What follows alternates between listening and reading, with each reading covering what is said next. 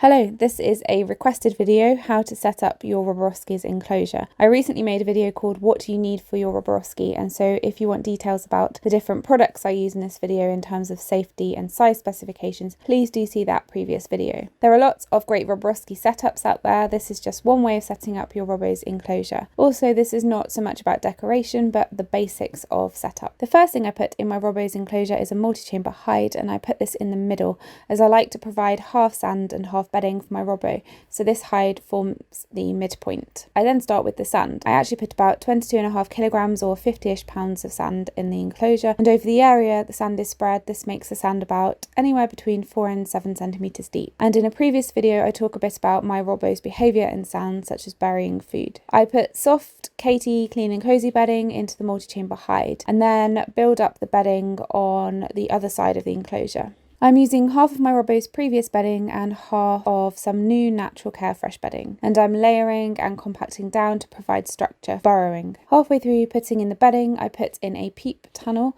This has to be built into the layering so that it is fixed in place. I didn't show this, but before putting in the bedding, it's a good idea to add any platforms on stilts that you are going to include. This allows you to put things on top of the bedding without them collapsing in and potentially harming your Robo whilst they are burrowing underneath. Water is very important, so I always put this on a platform and refresh it daily. Next, I add the wheel and any enrichment items like tunnels and branches and hides. I make sure the wheel is away from any other items so there is only a soft landing should my Robo fall out. And I add a centre of clutter with hidden routes through tunnels, etc. so my Robo feels there is plenty to hide behind and under. I also think it's important to add a rougher surface like the sandstone rocks. This will help with your Robo's nails. Here is a clip of my Robo foraging among the rocks for seeds I've sprinkled.